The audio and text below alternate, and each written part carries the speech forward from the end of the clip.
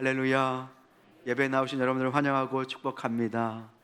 청송지역 여러분들 산불 피해 헌금 내주셔서 저는 커피 한 잔값 아껴서 우리 헌금해 주세요 라고 했는데 1,000만 원이 모였어요. 그래서 야, 대단하시다. 커피값이 이렇게 비쌌나 했는데, 그래서 그 헌금을 어떻게 쓸까 고민하다가 누군가에게 그냥 줘버리고 마는 게 아니라 우리가 현장에 갔으면 좋겠다라는 생각이 들었어요. 그래서 고속도로 타고 가는 길에 휴게소도 타서 없어지고요. 그리고 산에 그 소나무가 다 죽어가지고 검게 이렇게 변했습니다. 시골 교회 갔는데 오랫동안 한평생 시골 교회 지키면서 헌신하신 은퇴하신 목사님들도 오시고 연로하신 목사님들도 다 모여 계시더라고요. 거기 이제 거의 80이 넘으신 할아버지 목사님이 계셨는데, 목사님 저희 교회 축복해 주세요 하니까 그 목사님이 정말로 진액을 쏟아서 축복해 주시더라고요. 막 축복의 그 능력이 막 부어지는 게 느껴지더라고요. 그 경기도에 있는 교회 이곳까지 와서 이렇게 주의 사랑을 전합니다. 그 교회 축복해 주시고 성도님 한 분 한 분 복 내려 주세요 라고 하는데, 여러분들 얼마나 큰 축복을 받고 왔는지 몰라요. 거기 가서 기도했는데 참 마음이 얼마나 하나님 앞에 드려지는 그 기쁨이 있는지, 그리고 그렇게 모여가지고 교회가 서로를 돕는 거를 주변 믿지 않는 분들이 이렇게 보고서, 야, 우리가 이렇게 힘들고 어려울 때 주변 사람 도우는 사람은 하나도 없는데 저 교회는 교회가 와서 저렇게 돕는구나 라는 것을 봤어요. 그리고 그 같은 동네에 살지만 한 번도 교회에 나오지 않았던 분들이 그 모습을 보고 나도 예수님 믿어야지 하면서 교회에 나와서 예배를 드린다라는 간증을 들었습니다. 우리가 서로 주님의 사랑으로 사랑하고 주님의 사랑을 증거할 때 주의 복음이 이렇게 힘있게 선포되는 줄로 믿습니다. 오늘 너무 감사하고 아름답게 쓰일 수 있어서 얼마나 하나님께 큰 감사를 드렸는지 모릅니다. 요즘 뉴스를 보면 좋은 소식이 하나도 없어요. 나라가 정말로 어렵고 경제적으로 많이 어렵습니다. 여러분들 힘들고 어려울 때마다 하나님 지으신 자연을 많이 보셨으면 좋겠어요. 요즘 가을 하늘 몇 번이나 보셨어요? 얼마나 이쁜지 모릅니다. 오늘 예배 끝나고 가셔서요, 가을 하늘을 한번 보세요. 그리고 하나님 앞에 감사의 기도를 한번 올려보세요. 예수님께서 지으신, 하나님께서 주신 그 창조물을 통해서 우리를 위로해 주시는 것을 경험하게 됩니다. 무엇보다 우리가 힘들고 어려울 때 너무 진지하지 마시고요, 유머로 이 어려움을 좀 이겨내셨으면 좋겠어요. 우리 하나님은 우리에게 유머를 주시는 분이세요. 그래서 오늘 이 시간 너무 여러분들 표정이 별로 안 좋으신데, 주차장에서 남편과 싸우시고 아내랑 싸우신 거는 아니실 것 같은데, 우리 그런 의미에서 힘들고 어렵지만 힘을 내어서 앞뒤 좌우 우리 믿음의 형제 자매들과 이렇게 기쁨으로 인사했으면 좋겠습니다. 까꿍 하고 인사하겠습니다. 까꿍. 여러분들 까꿍입니다. 힘들고 어려울 때 하나님 주시는 힘으로 이겨낼 수 있는 여러분 되시길 소망합니다. 하나님의 은혜 시리즈 계속하고 있습니다. 우리가 평생을 배워가도 다 알 수 없는 그 은혜, 하나님의 그 은혜의 깊이, 그 은혜의 놀라운 그 풍성함을 오늘 이 시간 좀 더 깊이 알아가시고 그 은혜를 여러분들 마음 가운데 담아 가셨으면 좋겠습니다. 성경은요, 하나님의 은혜로 가득 차 있어요. 성경 안에 가득 차 있는 메시지가 바로 하나님의 한량없는 은혜예요. 구약의 말씀을 보면 이 은혜, 헨이라는 단어를 70번이나 사용을 했어요. 우리 지난주에 창세기 6장 8절 말씀, 노아, 그러나 노아는 여호와께 은혜를 입었더라. 무엇을 입었다고요? 은혜. 이것이 헨이라는 단어예요. 심판받아 마땅한 세상 가운데 노아를 하나님께서 어떻게 하셨어요? 특별히 구원하여 주셨어요. 그것이 은혜예요. 심판받을 수밖에 없는 노아가 하나님의 은혜 때문에 구원을 받은 거죠. 출애굽기 33장 19절 말씀이에요. 나는 은혜 베풀 자에게 은혜를 베풀고 긍휼히 여길 자에게 긍휼을 베푸느리라. 은혜는요, 인간의 공로가 아니라, 자격이 아니라요, 하나님의 절대적인 선택에서 나오는 것입니다.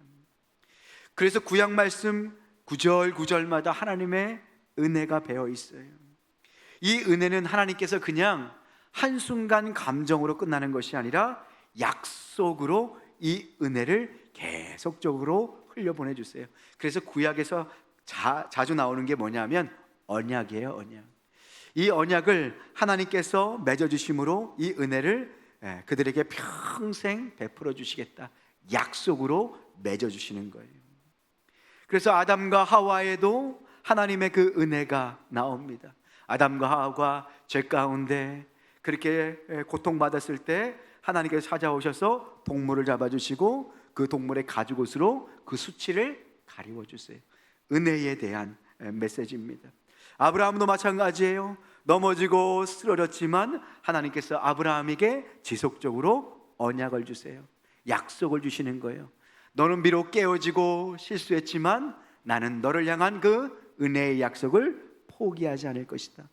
너는 나에게 신실하지 않았지만, 믿음을 지키지 않았지만 나는 너에게 신실할 것이다 라는 그 은혜의 약속, 그것이 바로 언약이지요. 그래서 구약의 메시지는요, 오직 하나님의 은혜, 하나님의 사랑으로만 해석이 가능합니다. 신약도 마찬가지예요. 신약에서 하나님의 은혜는 카리스라는 단어를 썼습니다. 무엇입니까? 예수님 안에서 완성되고 완전히 밝혀진 하나님의 은혜를 말하는 거예요. 요한복음 1장 17절 말씀에 보면 율법은 모세로 말미암아 주신 것이고요, 은혜와 진리는 누구를 통해서 주셨어요? 예수 그리스도. 구약의 은혜가 그림자처럼 곳곳에 숨어 있다면요, 신약에서는 하나님의 은혜의 실체가 누구를 통해서요? 예수 그리스도를 통해서 이 땅 가운데 완전하게 밝혀 보여진 것입니다. 결국 하나님의 은혜는 성경 곳곳에 스며들은 하나님의 통치의 질서임을 우리는 보게 됩니다. 구약과 신약의 말씀을 통해서, 역사 전체를 통해서 우리가 확인할 수 있는 것이 무엇이냐? 한 가지 중요한 결론에 이르게 되는데요, 여러분들, 그것은 하나님의 은혜라는 것은요, 단순한 하나님의 일시적인 감정이나 결정이 아니라 하나님의 지속적인 성품이고 통치 방식이라는 거예요. 은혜라는 것은 하나님의 지속적인 성품이고 하나님께서 이 땅을 다스리는 통치의 방식이 뭐라는 거예요?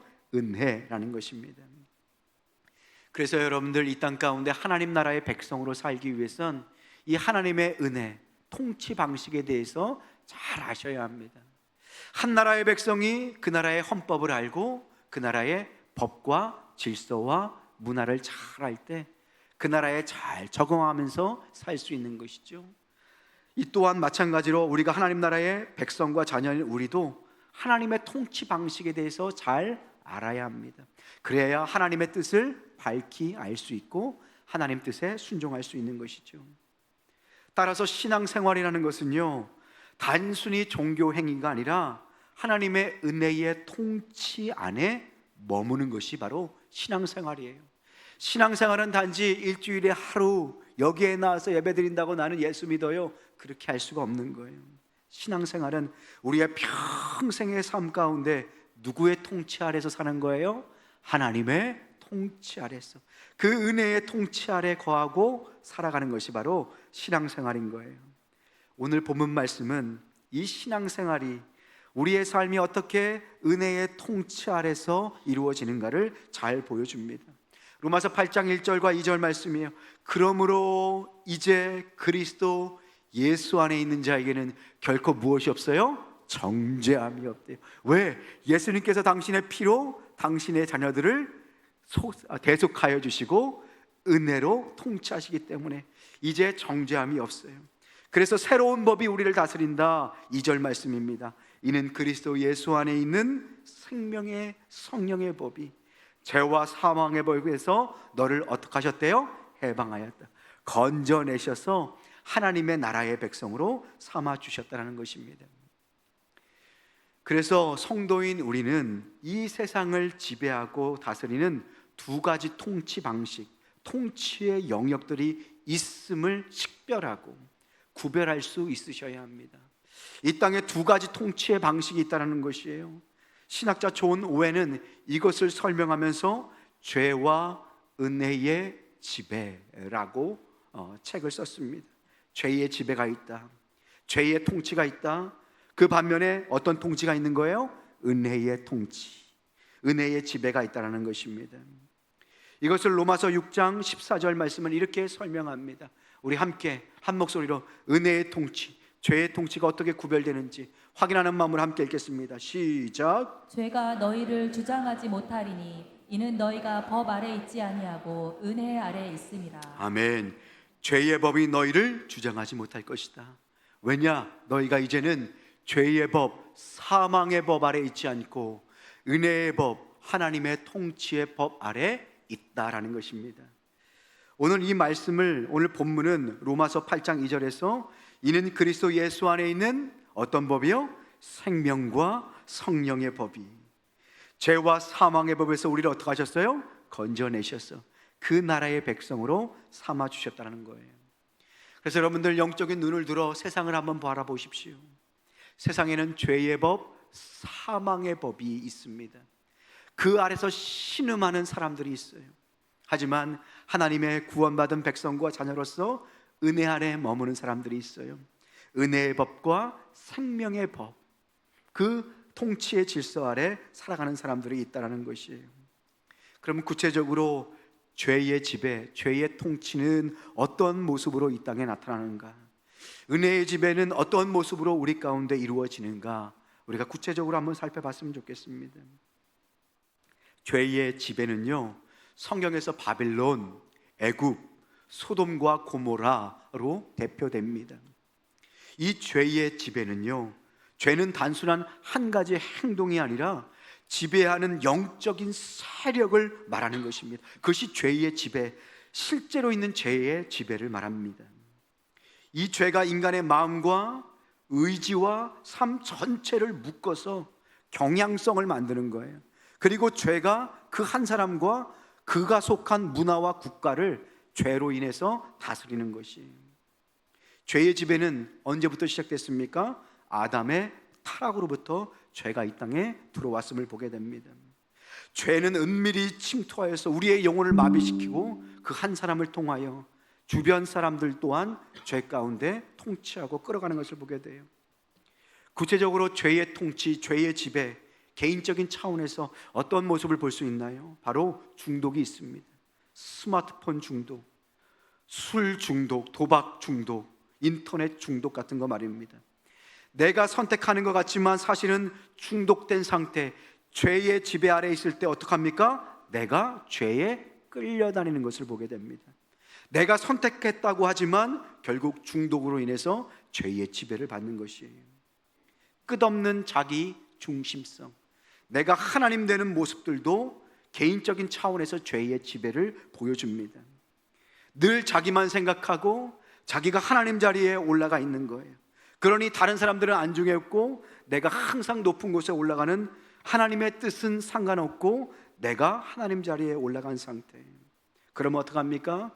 내가 하나님이 되어서 늘 비교하고 시기하게 됩니다. SNS를 열면 어떻게 해요?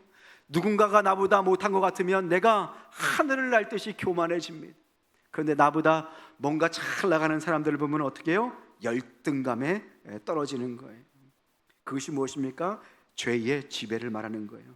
늘 비교하고 늘 교만하며 늘 열등감에 빠지는 모습들을 보게 됩니다.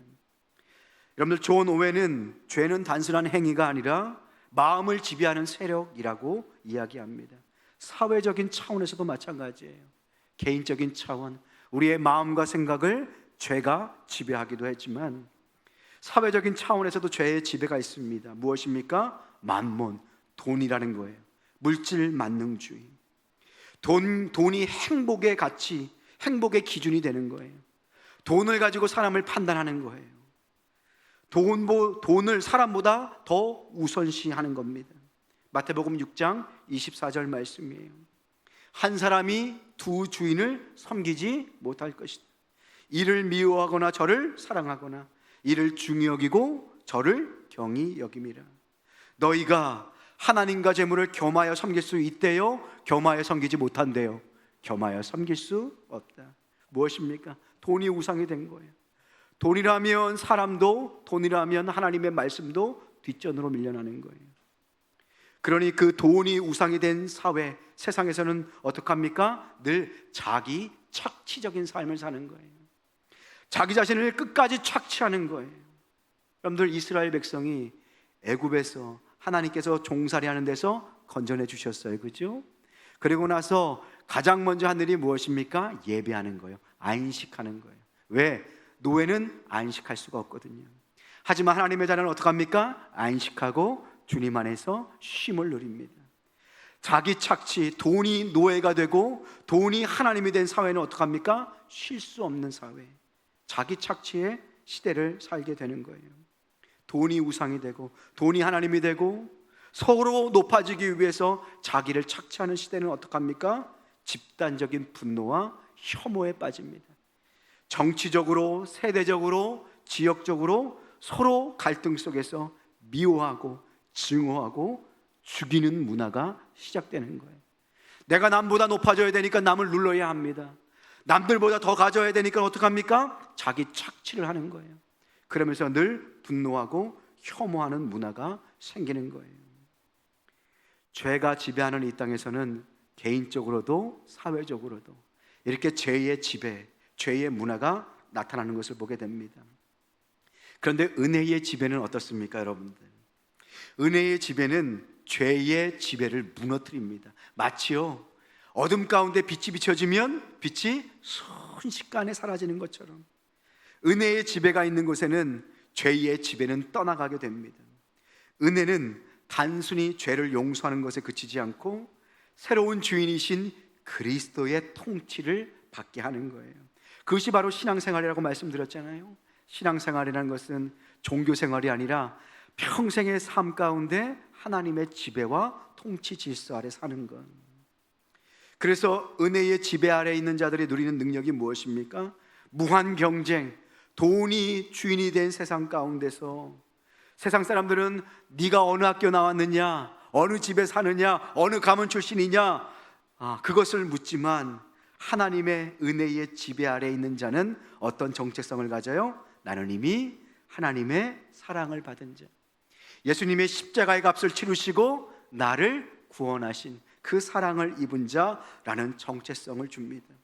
그래서 때로는 실패하고 넘어질지라도 주님 안에서 우리를 발견하게 됩니다. 어떤 존재인지 흔들리지 않는 중심을 갖게 되는 거예요.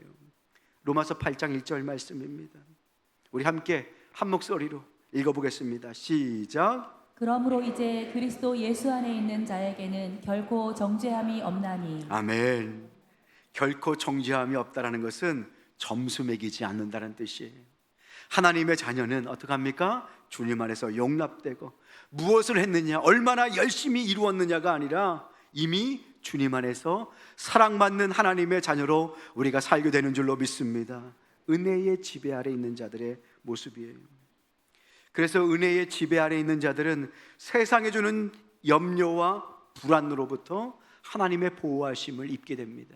성과지상주의, 물질과 만몬주의, 끝없는 자기 착취와 경쟁 속에서 늘 세상에 주는 건 뭐예요? 불안과 염려예요. 여러분들, 불안과 염려는 세상의 영이 주는 거예요. 세상의 죄의 통치의 방식이 뭐예요? 불안과 염려예요. 걱정을 주는 거예요. 그런데 은혜 안에 있는 자의 믿음은 무엇입니까? 은혜의 통치 아래 있는 자, 하나님의 통치와 하나님의 능력의 손 아래 살아가는 자는 내 삶이 우연이 아니라 하나님의 은혜의 손에 있다는 믿음으로 살아가는 자입니다. 그렇기 때문에 세상에 주는 불안과 염려가 아니라 하나님의 지배와 통치와 인도하심 속에서 살아갈 수 있는 거예요. 때로는 흔들리고 넘어질지라도 나의 인생이 누구의 손에 있다? 하나님 손에, 창조주 하나님 손에 있으니 내가 흔들리지 아니하리라 고백할 수 있는 것입니다. 불안과 염려를 이기는 힘이 하나님의 은혜의 통치 아래 머물 때에 우리 가운데 임하게 되는 것입니다. 왜요? 하나님의 그 주권에 대한 신뢰가 있기 때문입니다. 세상의 죄의 통치는 우리를 늘 죄책감에 힘들게 합니다. 자기 비하, 자기를 끊임없이 비난하고 죄책감에 몸부림치게 만듭니다.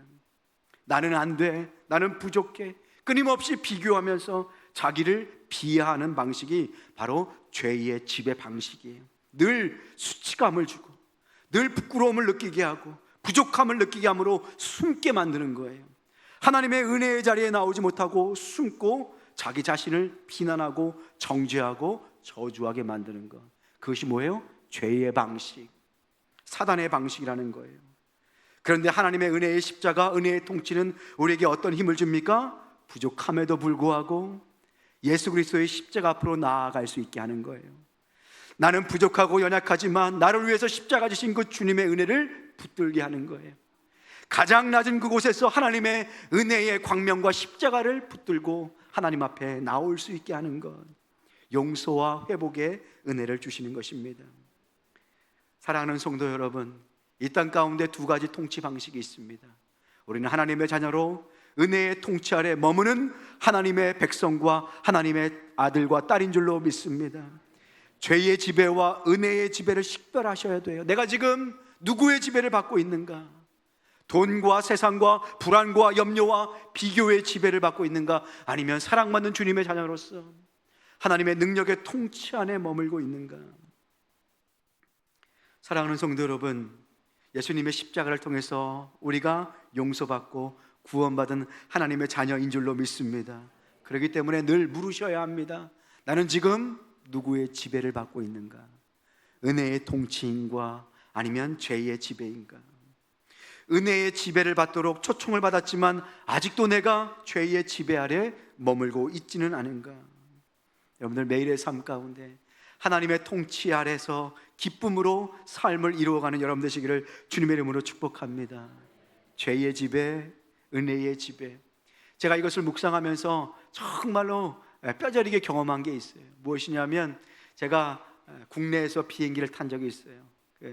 남쪽에 가야 될 일이 있어가지고 여수 쪽에 가야 될 일이 있어서 비행기를 타고 가야 되는데 그날따라 비가 내리고 천둥이 치고 그 다음에 껌껌하더라고요.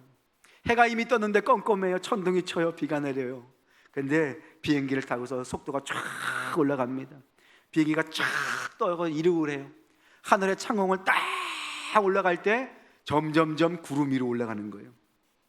구름 위로 쫙 올라가니까 해가 쫙 비치면서 더 이상 비도 없고요, 천둥도 없고, 땅에 있는 그 구름들이 얼마나 이쁜지, 땅에 있지는 않죠. 공중에 있지만 땅에 있는 것처럼 그 구름이 마치 하늘 성전과 같이 얼마나 이쁜지 몰라요. 그래서 제가 어린아이처럼 야 저기 봐라고, 얼마나 이쁜지 모르겠다고, 저기 교회처럼 보인다, 야 저기 보니까 우리 집처럼 보인다, 마치 구름 위를 그렇게 걸어갈 듯이 이쁘더라고요.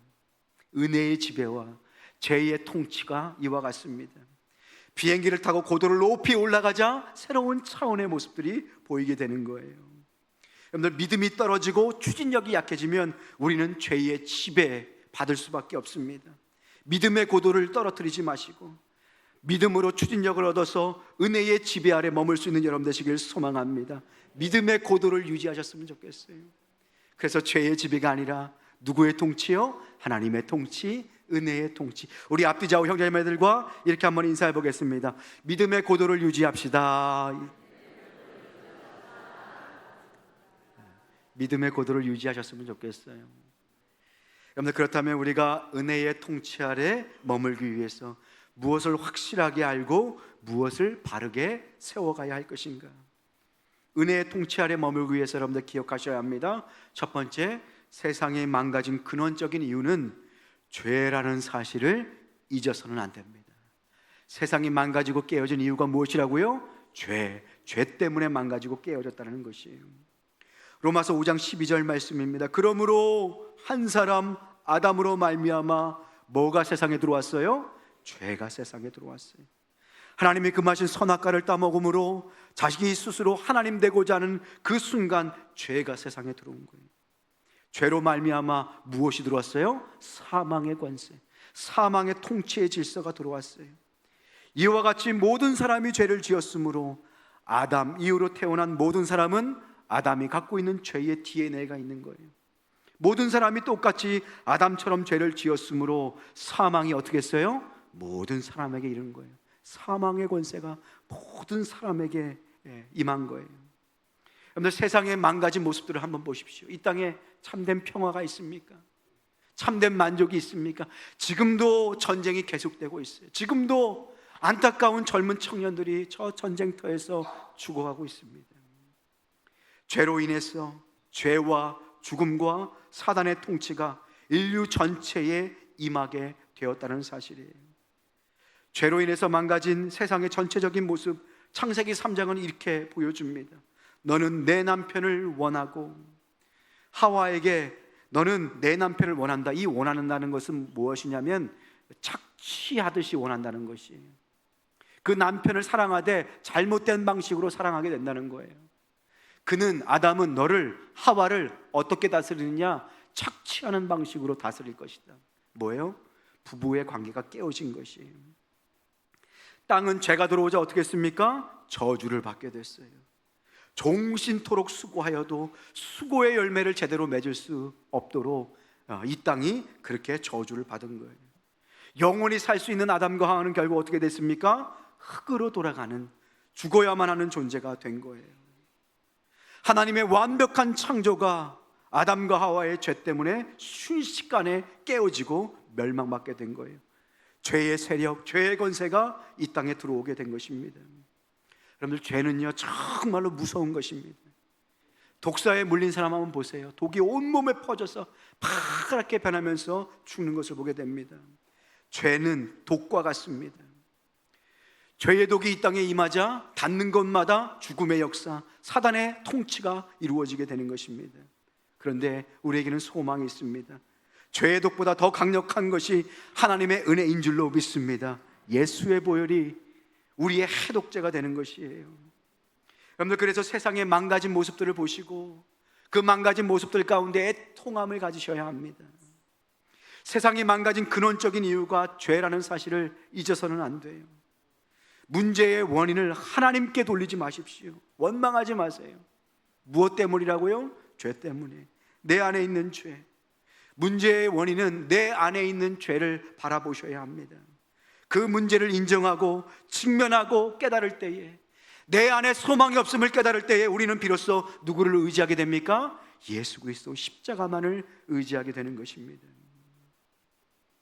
저도 말씀을 드렸잖아요. 예전에 어렸을 때, 대학교 다닐 때 그 어린아이가 그 겨울에 불을 피워가지고 그 불이 번져서 어린 남매가 그렇게 죽었어요. 하나님께 막 원망했어요.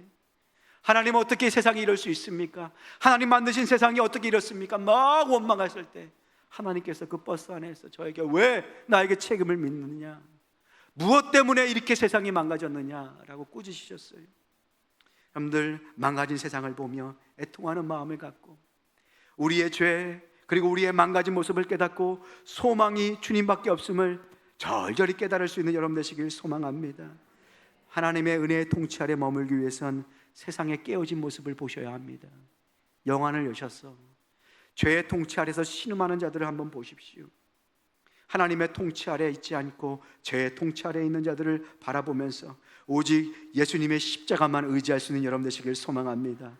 두 번째, 은혜의 통치는요, 나의 노력이 아니라 오직 예수님이 하신 일을 통해서 이루어진다는 사실을 기억하셔야 합니다. 은혜의 통치는 나의 의, 나의 열심이 아닙니다. 누구를 통해서 이루어집니까? 오직 예수님의 십자가를 통해서 이루어지는 거예요. 여러 번 말씀드렸죠? 하나님 없이 인간이 만들려는 모든 유토피아의 노력은 결국 죽음으로 끝났다. 조소련의 소비에트 한번 보세요. 스탈린, 모태똥, 스스로 하나님 없이 유토피아 천국을 만들려는 그들의 모든 노력은 수백만의 죽음, 전쟁터와 굶주림으로 죽었음을 보게 됩니다.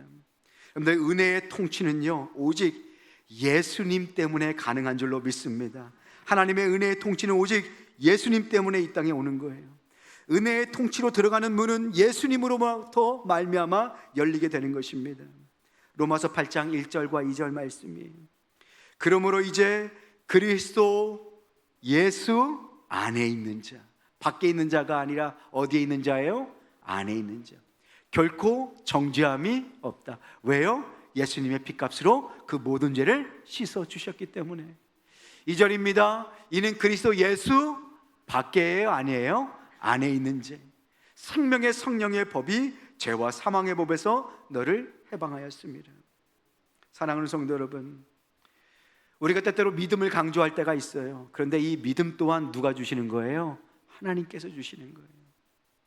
하나님께서 우리에게 믿음을 선물로 주시는 거예요. 그래서 에베소서 2장 8절과 9절 말씀에 보면요, 너희는 그 은혜에 의하여 믿음으로 말미암아 구원을 받았으니 이것은 너희에게서 난 것이 아니요 하나님의 무엇이래요? 선물이라. 하나님의 선물이라.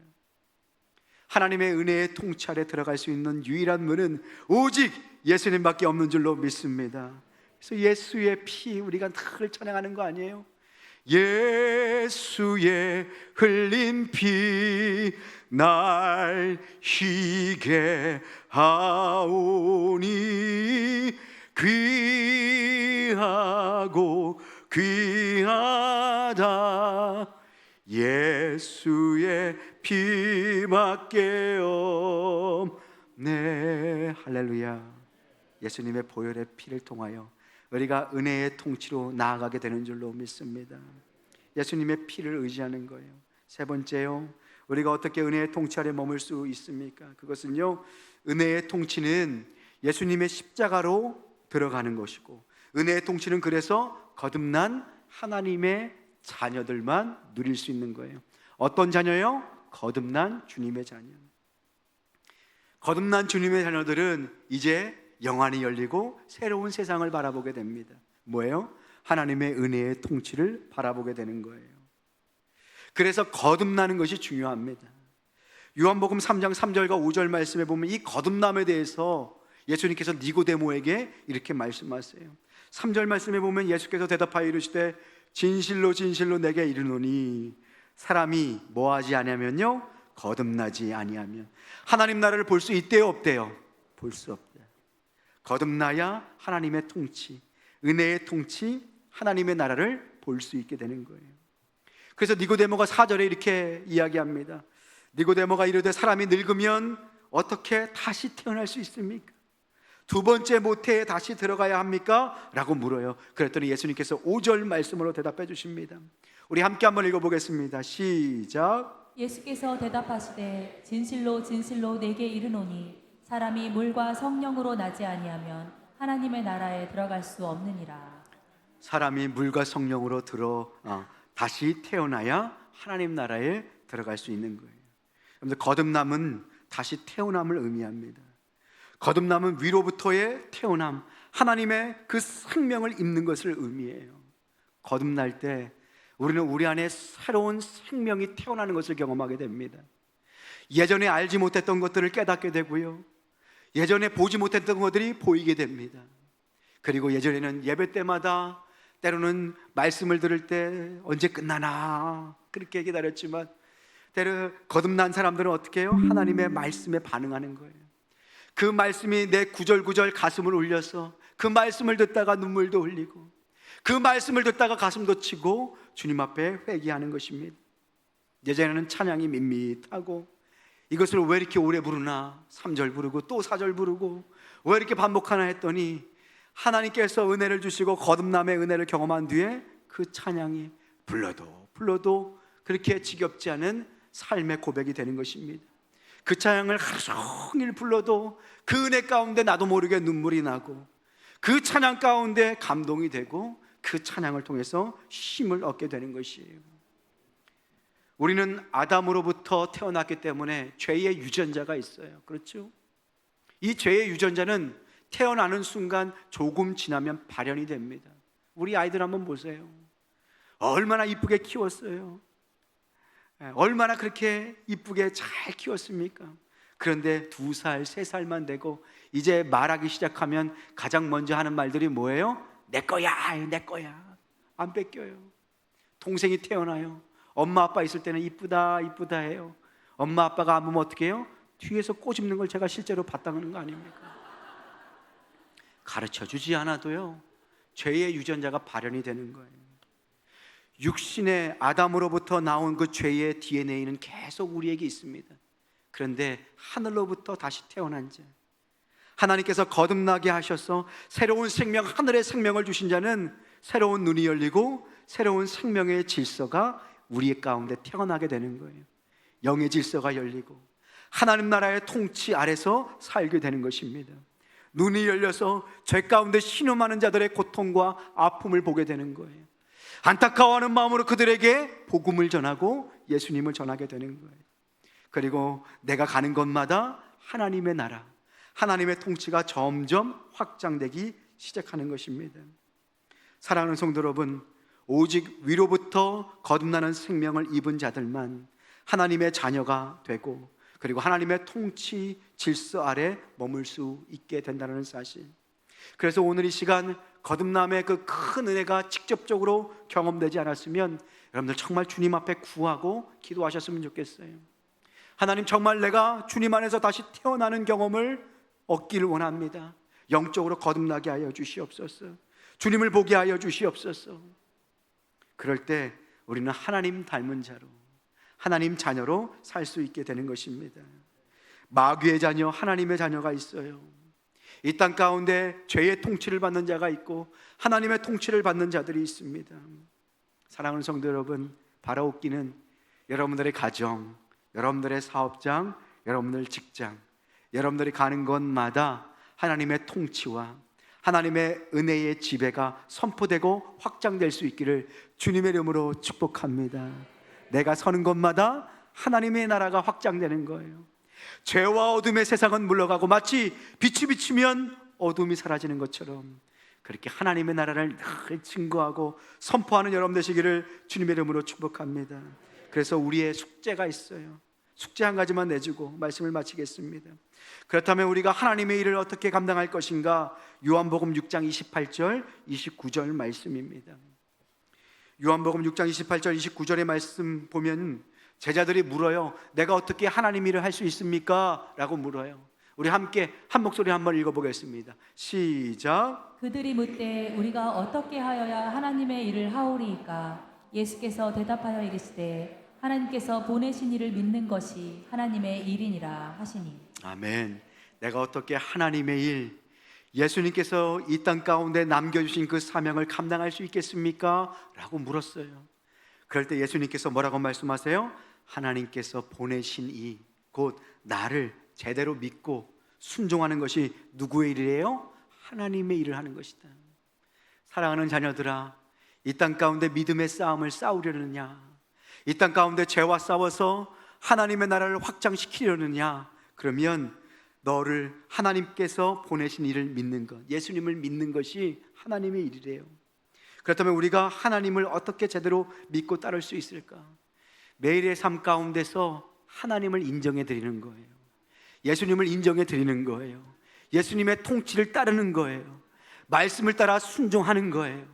내 눈에 보기에는 어떠하든지 세상이 얘기하는 소리에 귀를 닫고 하나님의 말씀으로 순종하며 그분을 믿고 따를 때에 우리를 통하여 하나님의 영광스러운 나라가 확장되게 될 줄로 믿습니다. 우리는 세상에 속한 자가 아니라 하나님의 백성과 구원받은 하나님의 자녀로서 하나님의 나라를 살아가는 하나님의 자녀들인 줄로 믿습니다.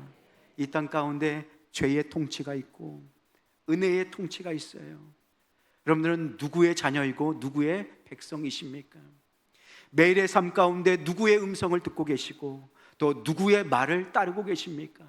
사랑하는 성도 여러분, 세상의 소리가 아니라 하나님의 음성을 듣는 여러분 되시길 소망합니다. 세상 앞에 굴복하는 자가 아니라 하나님의 말씀을 따라 살아가는 여러분 되시길 소망합니다. 그렇기 때문에 우리는 늘 믿음의 고백, 믿음으로 살아가야 해요. 15세기, 16세기에 1500년대에 종교개혁이 있었어요. 이 종교개혁이 일어날 때에 종교개혁자들은 신앙의 자유를 찾기를 원했어요. 왜냐하면 자신들의 모국어로 그리고 자신들의 언어로 성경을 보길 원하는데 로마 카톨릭은 그걸 인정하지 않았어요. 오직 라틴어로 봐야 된다. 그런데 하루 종일 힘들게 일하고 배울 기회가 없는 사람들이 어떻게 그 어려운 라틴어를 알겠어요? 제가 여러분들 오늘 이 시간 영어로 설교를 하면 여러분들 다 들으시겠죠? 하나도 못 알아듣는 거예요. 뭔 소리인지 모르는 거예요. 그래서 너무 가슴이 아파서 목숨을 걸고 자신들의 모국어로, 영어로 성경을 번역하기 시작했어요. 그런데 이것을 그냥 두지 않았어요. 로마 가톨릭과 위정자들, 왕들은 그 종교 개혁자들을 핍박하기 시작했어요. 잡아서 죽이고 옥에 가두고. 그래서 뿔뿔이 다 흩어졌어요. 그래서 가는 곳마다 하나님의 통치의 질서를 세워가기 시작했어요. 우리가 원하는 것이 무엇이냐? 종교의 자유다. 마음껏 주님을 예배할 수 있는 그곳, 마음껏 주님을 찬양할 수 있는 그곳, 마음껏 나의 언어로 하나님의 말씀을 볼 수 있는 그곳을 세워가리라. 하나님 나라를 세워가리라. 죄의 통치가 아니라 하나님의 은혜의 통치를 세워가리라 다짐하며 세상 곳곳으로 흘러갔어요. 그러면서 천천히 세상을 변화시키기 시작했어요. 종교개혁자들이 이제 그러면 우리의 종교의 자유를 확보하기 위해서 무엇을 하면 될까? 그래, 아무도 흔들 수 없는 법을 만들자. 이 법을 통해서 왕도 카톨릭도 자기 마음대로 할 수 없는 그 법, 종교의 자유를 이룰 수 있는 법을 만들자. 그래서 존 칼빈은 스위스로 가가지고 거기에서 하나님의 통치의 질서를 닮은 법을 만들었어요. 종교의 자유를 인정하는 법. 그래서 그들이 가는 곳마다 종교의 자유가 실현되기 시작했어요. 마음껏 예배하고 찬양하고 성경을 번역할 수 있는 시대와 사회를 만든 거예요. 뭐예요? 밟는 곳마다 하나님의 통치의 질서, 은혜의 질서를 법으로 세워간 거예요. 사랑하는 성도 여러분, 이 땅에 하나님께서 짓지 않고 하나님께서 만드신 곳이 한 군데도 없어요. 모든 것이 다 하나님의 창조와 작품인 줄로 믿습니다. 모든 것이 다 하나님의 영역이에요. 그런데 죄로 인해서 뺏겼다면 우리가 어떻게 해야 합니까? 찾아와야 될 줄로 믿습니다. 하나님의 통치를 실현하고 그곳 가운데 하나님의 나라를 세워가야 될 줄로 믿습니다. 종교개혁자들은 그래서 법을 세웠어요. 그래서 그 법을 통해서 종교의 자유를 실현했어요. 그것이 오늘날 누리고 있는 대한민국의 자유민주주의 대한민국의 법, 헌법의 제도예요. 누구도 흔들 수 없고 누구도 내 마음대로 바꿀 수 없는 종교적인 가치, 내 인권을 지킬 수 있는 가치를 법으로 세운 것입니다. 이 마지막 때에 종교의 자유를 흔드는 자들이 있습니다. 여러분들 깨어서 기도해야 될 줄로 믿습니다. 그들은 피로, 생명으로 이 자유를 지키기 위해서 싸웠어요. 그들은 믿음의 싸움을 싸웠어요. 그들의 눈물의 싸움을 통해서 이 땅에, 그리고 미국에, 영국에 의의 민주주의가 세워지게 된 거예요. 프랑스는 피로 물들었지만 영국은 피 한 방울 흘리지 않고 자유민주주의, 입헌군주제가 그때 시작된 거예요. 천부인권, 하나님이 주신 인권은 누구도 건드릴 수 없다라고 못을 박아놓은 거예요. 그것이 뭐예요? 헌법을 세운 거예요. 저는 이 시간 강단에서 여러분들 앞에 두렵고 떨림으로 말씀드립니다. 세계력교회 손현보 목사가 지난주에 구속되었습니다. 잘못된 것이 있으면 마땅히 법의 판결을 받아야 합니다. 그 목사님의 제목은 공직선거법상 사전선거운동이었어요. 교육감들을 불러서 뭐 이런저런 얘기들을 한 거죠. 왜 중요하냐? 차별금지법 때문에 우리 아이들이 성평등, 남자가 여자가 될 수도 있고 여자가 남자 될 수 있다라는 것들을 학교에서는 못 가르치도록 하기 위해서 한 거예요. 증거도 다 남아있어요. 인터넷에 열면 뭘 했는지 다 볼 수 있어요. 증거도 인멸한 것이 아니에요. 그리고 그 목사님은 오히려 내가 감옥 가는 게 낫다라고 도망갈 생각이 전혀 없었어요. 33년간 한 교회 강단을 지켰어요. 그런데 그 목사님을, 여러분들 아직 죄가 확정되지도 않았고요, 죄가 확정된들 여태까지 최고로 판결된 게 무엇이냐? 벌금 100만 원이에요. 그 죄목으로 여태까지 최고 형벌을 받은 게 벌금 100만 원이에요. 그런데 구속시켜버린 거예요.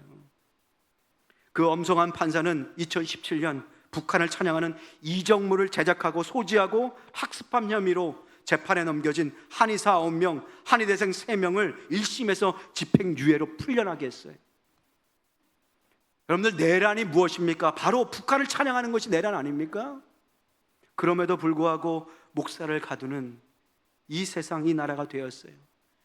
두렵고 떨림으로 여러분들 앞에 겸손하게 아뢰입니다. 누구를 비난하고 정죄하려는 것이 아닙니다. 종교 개혁자들이 생명과 피로 지킨 종교의 자유, 이 나라 대한민국 조국 자유민주주의를 지키기 위해서, 하나님 나라의 통치의 질서를 위해 믿음의 선한 싸움을 싸우는 여러분 되시길 소망합니다. 믿는 자들이 깨어서 나라와 민족을 위해서 기도해야 될 줄로 믿습니다. 원망과 저주와 판단이 아니라 사랑의 마음으로, 사랑의 능력으로 용서하며 하나님이 세우신 나라, 그 귀한 믿음을 지켜나갈 수 있는 여러분 되시기를 주님의 이름으로 축복합니다. 기도하겠습니다. 하나님, 두렵고 떨림으로 주님 앞에 섭니다. 죄로 인해서 망가지고 깨어진 세상을 봅니다. 누구의 문제가 아니라 우리의 죄, 우리의 깨어짐입니다. 먼저 주님 앞에 섭니다. 우리 안에 있는 죄를 바라봅니다. 소망 없는 우리를 불쌍히 여겨주시고 긍휼히 여겨주시옵소서. 주님의 은혜 앞에 온전히 엎드리게 하여 주시고 예수님만 붙드는 우리 모두가 되게 하여 주시옵소서. 하나님의 은혜의 통치 아래 머물길 소망합니다.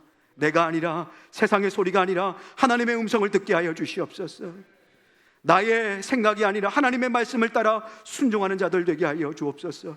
그래야 우리가 서는 곳마다 하나님의 은혜의 통치가 이루어지며 하나님 나라가 세워가는 은혜가 있게 하여 주옵소서. 주여, 이 땅을 불쌍히 여겨주시고 긍휼히 여겨주시고 하나님을 예배하는 나라와 민족 되게 하여 주옵소서. 불쌍히 여겨주실 줄 믿사오며 귀하신 예수님 이름으로 간절히 기도드립니다. 아멘.